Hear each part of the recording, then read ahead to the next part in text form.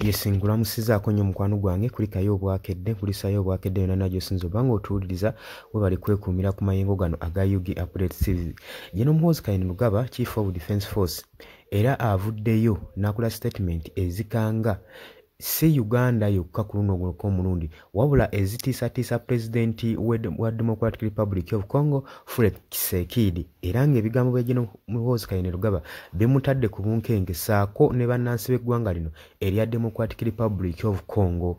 Lwaki jjukira gye buyise emabega Muhoozi azze akola posts ez'enjawulo okuva eba deploying amagye ga UPDF mu ggwanga erya Democratic Republic of Congo nga bagamba nti bagenda kubanga batebenkeza mirembe eyo saako n'okusuppressinga abajaasi ba ADF saako ne bakodeko mu bitundu ebyenjawulo saako n'okubanga baprotectinga project egenda mu maaso ey'okuzimba oluguudo oluva ku booda ya Uganda saako ne Butembo.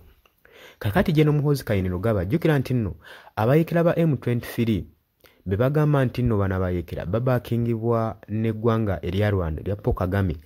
Kigambibwa nti nno basizinga fire nga bamaze okuba nga bawamba akatundu ke bayita Warukali wabula nga site baali bazitunuuliza obwanga baali babutunuuliza mu kasenta akamu ke bayita Kisangani.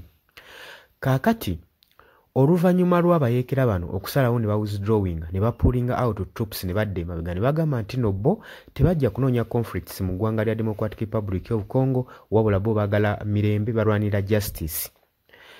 Kaakati oluvannyuma lwa wiiki eno twalabwako nga General Muhoozi Kainerugaba agenda maaso n'okupostinga ng'agenda maaso n'okuwoninga abayekera ba M23 nti nga bwe balemeddwa okuba nga basalako ka town ke bayita Kisangani bo nga bo aba UPDF bagenda kubanga bakasalako era agambye temwewuunya tugenda tusaleko ka town ka Kisangani sobole okubanga tukeddiza. Jjukira nti nno okulumiriza kuli nti eggwanga erya Rwanda lye libaakinga abayekera ba M23 wabula ate General Muhoozi Kainerugaba alabwako ng'awooninga nti singa abayekera ba M23 akabuga kano kabalema okuwamba bo bagenda keewambira akali mu Democratic Republic of Congo. Kakati wano kitandise okuleetawo okubuusabuusa ddala kituufu oba amagye g'eggwanga erya Uganda aga UPDF gayingirako nga gagenze kutebenkeza mirembe oba kusajjula mbeera era kitandise okuteekawo okubuusabuusa diplomatic relations eya ggwanga erya Uganda saako n'eggwanga lino erya Democratic Republic of Congo wakati nga bakyalumiriza Rwanda kati wakyaliwo kati okuteebereza okubanga ne gavumenti ya Uganda batandika okubanga bagirumiriza nti bandi babeera kubamu kuba backing abayekera bano aba M23 nga basinzira ku statement eza General Muhoozi Kainerugaba. Kikyolowooza ku nsonga eno nga ggwe Munnayuganda alaba ensonga zino nkwanirizaako mu comment section jangu commenting abali emitala w'amayanja mbanirizaako nnyo wabula ggwe ate atanatwegattako kubiriza ogende wansi waliwo ekigambo subscribe kikoneko obeere ng'otweyungako ddala bulungi nnyo mbagaliza olunaku olulungi mweraba.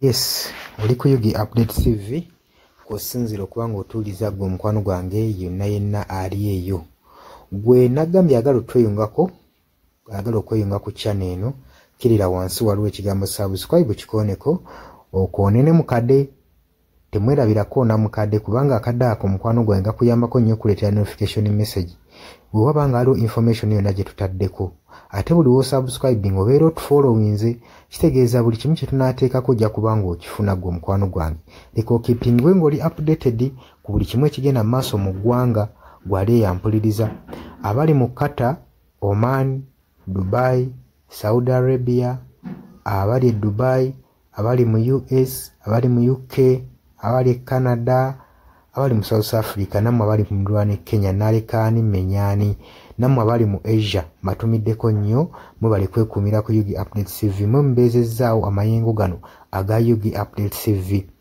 Mikwano gyange sola beebaza kinnoomu wabula nsazeewo nkozese lino eddoboozi ery'ewamu nsobole okubeebaza mwebale kuyimirizaawo channel eno mwebale mwabajja naddala mwabajja mu comment section ne mukomentinga ne muteekako endowooza yammwe ne mutangaaza bannayuganda ku ki ekiteekeddwa ekituufu okukolebwa gwe okusinziira ku ndowooza yo So muna batajjangako mu comment section mbakubiriza okujja mu comment section muteekeko ebirowoozo byammwe mutangaze eggwanga ku biki bya bagenze mu bukyamu ne bikolebwa mu bukyamu eri bannayuganda.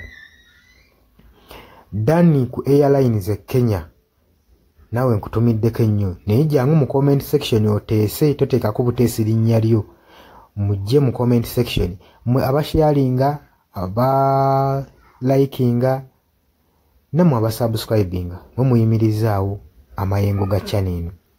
Eyo namba y'essimu gye mbateeredde awo eya noti 726 noti emu 679.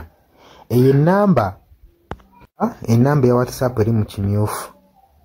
Ye namba gy'ogenda oyita kuba gy'osobola okuyitako gwe mukwano gwange ayagala okulanga wamu naffe.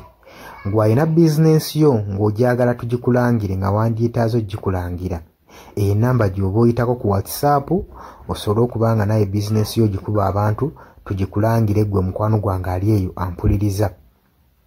Nengenda maaso n'okulabula abantu ku biki ebigenda maaso mu ggwanga naddala nga akalulu kano aka 2026 katuukuse kengedde. Kati buli muntu alina kubeera vigilant, olina kubeera bulindaala oleme kutunda mwoyo gwo mukwano gwange. Waliwo abatunda emyoyo gyabwe olw'M1,1500 sukaali. Gwe beera ng'omanyi akaseera we kanaatuuka akakuba ballot paper, beera nga manyi omuntu ng'omanyi omuntu ogw'ogenda okuwa gw'ogenda ottiikinga gwe gw'olaba asobola okukulaakulanya ekitundu kyo constituency yo gw'olaba agenda otwala eggwanga mu maaso. Bannange tusibwa nnyo akatambaala mu mutwe mu biseera nga bino. Newankubadde obwavu babubalumizza mutya, totunda mwoyo gwo ku lw'akantu katono, wabula saasira ku ggwanga lyo, osaasire ne ku zadde lyo, osaasire ne ku future weenaabeera. Lowooza ku by'emu maaso. Weewaawo abamu muyinza okulowooza ng'ebyo tabakwatako nga tebikwatako, naye ensobi yonna yonna ekolebwa eiza relative sengaawo maamawo kojjaawo biyinza otutuuka ng'ekyo ekizibu gwe kyetooloddeko ate olaba ebikwatirako biyinza otutuuka essa ne byetooloola ne bifundikira nga bikkutteko gwe mukwano gwange ali eyo. So kyenva nkubiriza baganda bange mwenna bali ku Yugi Updates TV ogenda maaso n'okusharinga information eno. Baganda baffe beebeereremu ate era baleme kutunda mwoyo gwa ggwanga, babeere nga batambulira ku mazima, nga bayimirira ku mazima, nga bayimirirawo ku lw'eggwanga lyaffe erijja mu maaso, ku lwa future y'abantu baffe n'eggwanga lyaffe mu maaso, kubanga buli muntu ekigenda mu maaso kati akiraba. Bw'atalaba kigenda mu maaso nkakasa obeera muzibe. Ate era ne muzibe naye alina byawulira ebimukyemula omutima kati n'amanya nti no mu ggwanga mulimu kino. So nkubiriza buli omu obeere lalabayi wa munno, osobole okuba nga oli kalabaalaba w'oyo ku biki ebigenda mu maaso. Obakubirize n'omubakubiriza. Waliwo abali mu byalo nga tebamanyi kigenda mu maaso. Mubaagaliza subscribinga ku mikutu gino bategere ebigenda mu maaso mu ggwanga lyaffe. Wakati smartphone zajja gwe mukwano gwange ali eyo. Wabula mbaagaliza olunaku olulungi, mubale kwekumira ku Yugi Updates TV. Mubatana subscribinga mugere maaso n'okusubscribinga. Mbaagala nnyo era mweraba.